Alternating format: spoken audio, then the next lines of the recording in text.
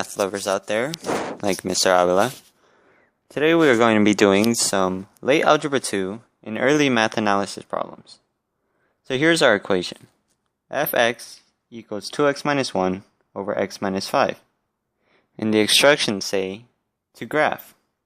Now the important part about these problems is that there are asymptotes, or areas of the graph where the lines do not cross.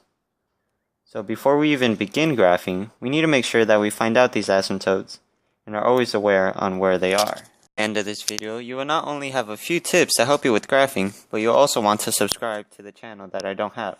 First step is going to be to find the asymptotes. There's three types of asymptotes: horizontal, vertical, or slanted. Now there's different ways and methods on how to find each of them. For example, the graph of f has a vertical asymptotes at the zeros of bx equals 0 and nx equals 0. Now they may sound like a load of gibberish right now, but by the end of this video, it'll start to make sense. So now let's start off with finding the horizontal asymptote. So we're going to come over here and horizontal.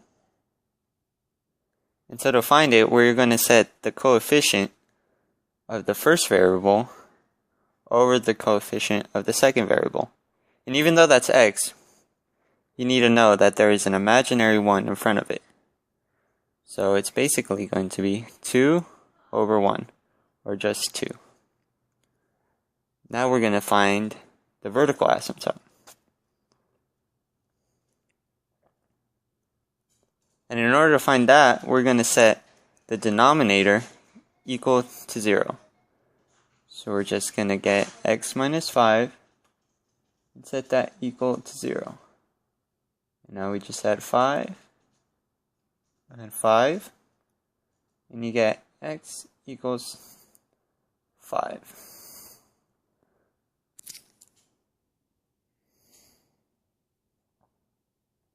And let's box this too. Now that we have both of our asymptotes, we can start graphing. So we're just going to take this off, keep it to the side, go Dodgers, and bring out a graph paper.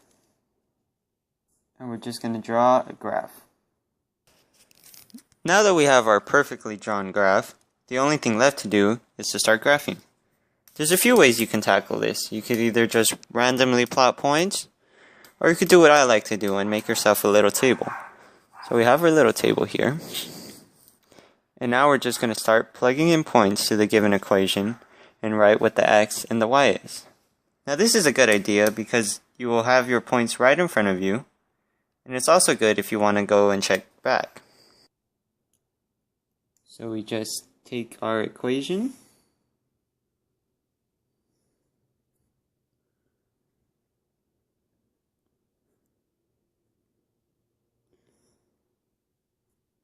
and we plug in points.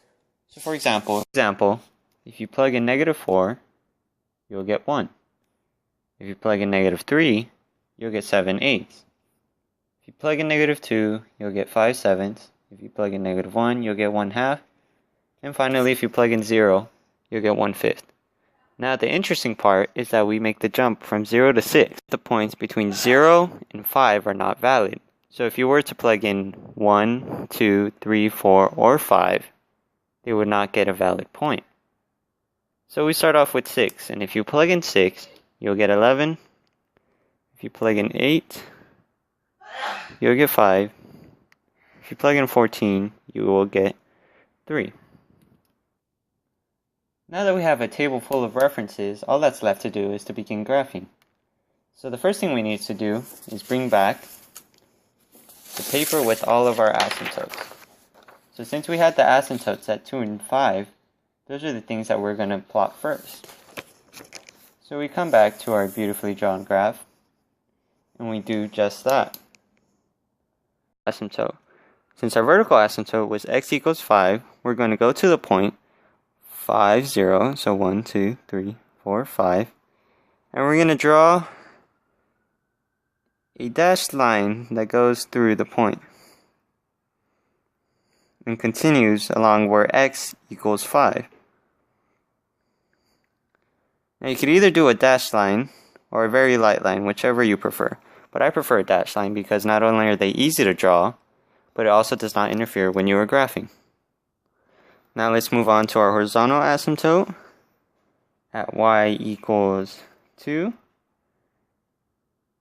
And do the same all the way across our graph. Finally comes the fun part, actually plotting the points. So we're going to come back to our table and look at our first point, -4, 1. And come back to our graph and plot it. 2, 3, 4, 1. Then we go to our next point, -3, 7, 8. Just a bit below 1. -2, 5, 7. -1, 1/2. 0, 1/5. And as you can see from when we're graphing, you can see a pattern starting to form. So I'm just going to connect all of the points. And eventually what will happen is it will make a nice curve all the way through, leading into infinity, but never crossing the asymptote. That is the important part. Now that we have this side, we're going to move to the next side. We're just going to scoot this over, and we're going to start plotting. So our first point is at 6, 11. So we're going to go 1, 2, 3, 4, 5, 6, and 11. 1, 2, 3, 4, 5, 6, 8, 9, 10, 11. Now that we have our first point in 6, 11, all we do is we move over and we do our second point at 8, 5. So we go 6, 7, 8, 1, 2, 3, 4, 5, and we move over even more, almost getting into our little table, and we go to 14, 3, all the way over there. Now we do the same. As you can see, there's another curved pattern forming, so we just draw a nice curved line, kind of like a sideways U, I guess, but without ever crossing the asymptotes. And we draw the little arrows to show that it goes into infinity.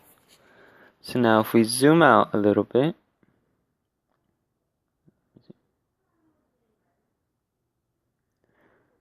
if we move it a little bit, you can see that they're almost identical, except for my poor graphing skills. And that is the point. The point is that you have the same curve in 2 of the 4 quadrants. If you so happen to have a graphing calculator, you could always check your answer. So if we bring in this graphing calculator, and as you can see the same exact equation is there, and we press graph, you'll see that the answers are very, very similar.